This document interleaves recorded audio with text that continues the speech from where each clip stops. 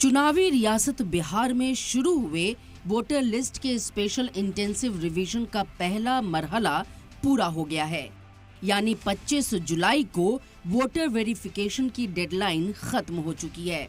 Election commission के जरिए जारी प्रेस नोट के मुताबिक बिहार के 99.86% वोटर इसमें कवर किए जा चुके हैं। 7.23 करोड़ वोटरों ने SIR के प्रोसेस में हिस्सा लिया। वोटर लिस्ट में करीब 22 लाख वोटर की मौत हो चुकी है। करीब 7 लाख वोटरों का नाम एक से ज्यादा जगह पर मिले। करीब 35 लाख वोटर बिहार से माइग्रेट कर चुके हैं। करीब 1.2 लाख वोटरों का वेरिफिकेशन फॉर्म नहीं मिला। इलेक्शन कमीशन ने यह भी साफ किया है कि ऐसे सभी वोटर्स जो अभी फॉर्म नहीं भर पाए हैं, उनके पास 1 सितंबर तक मौका है। वो अपना नाम वोटर लिस्ट में जुड़वा सकते हैं। ऐसे सभी को फॉर्म 6 के साथ 11 में से कोई एक दस्तावेज इलेक्शन कमीशन को भर के देना होगा। दिल्ली से बिहार तक SIR को लेकर जबरदस्त सियासी घमासान मचा है। ऑपोजिशन इलेक्शन कमीशन और हुकूमत पर लगातार संगीन इल्जाम लगा रहा है। पूरे देश तक उनका मंशा है कि गरीबों को वोटिंग से निकाल देना, और वो खुद ये चाहते हैं कि एलाइट लोग ही वोट देना। इस देश में जब हम परेशान होते हैं तो बुजुर्गों के पास जाते हैं। गांधी के पास इसलिए गए, अंबेडकर साहब के पास इसलिए जाते हैं। और हमारे चुनाव आयोग को ये सोचना होगा कि उसका आदर्श बांग्लादेश का चुनाव आयोग नहीं होना चाहिए।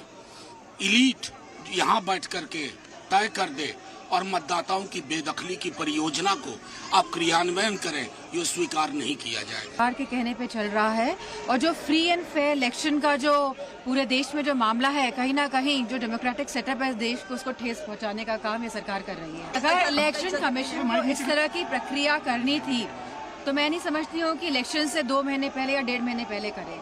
अगर इनको इस प्रक्रिया को सही अंजाम पे पहुँचाना था तो जिस तरह की चीजें इलेक्शन कमीशन कर रहा है, कि जिस तरह वोटर्स, हम सुनने में आ रहा है लगभग 45 से 50 लाख वोटर्स पे इसका असर पड़ेगा, और इसको ही पारदर्शिता इलेक्शन कमीशन द्वारा नहीं दिखाई जा रही है।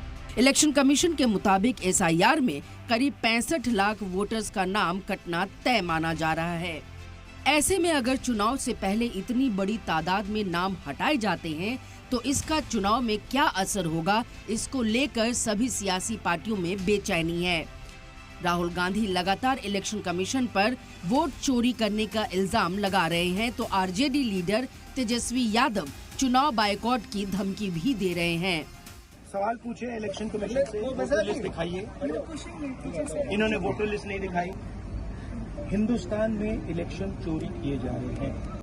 सब कुछ तय हो ही गया है कि भाई बेईमानी करना ही है, खुलेआम बेईमानी करना है। वोटर लिस्ट से लाखों का नाम काट देना है, और यही लाखों वोटर जो थे मोदी जी को वोट दिया, कई सरकारें चुनी, तब ठीक था। अब ये अचानक से गड़बड़ कहां से हो गया, यही तो सवाल पूछा जा रहा है। यानी सरकार के लोग आज खुद ही कह रहे थे कि भाई हम फर्जी चुन करके आए हैं और फिर से फर्जी चुन करके आएंगे। तो जब बेईमानी करना है तो हम लोग इस पे विचार कर सकते हैं बॉयकॉट करने का चुनाव।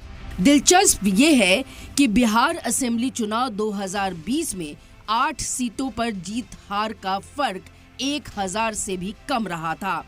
हिलसा सीट पर RJD के शक्ति सिंह को JDU के प्रेम मुखिया ने महज 12 वोटों से हराया था।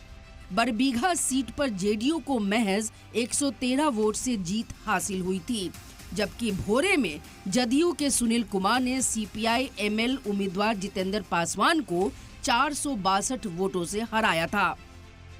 इसके अलावा 11 सीटों पर वोटों का फासला 2000 से भी कम था, जबकि 85 सीटों पर हार जीत 10,000 से कम वोटों से तय हुई थी। 2020 के इस तरह के नतीजों को देखते हुए अगर 65 लाख वोटर्स के नाम काटे जाते हैं तो यकीनन ये सियासी पार्टियों के लिए बड़ा झटका माना जा सकता है। सलाम टीवी के लिए दिल्ली से नदीम अहमद की रिपोर्ट।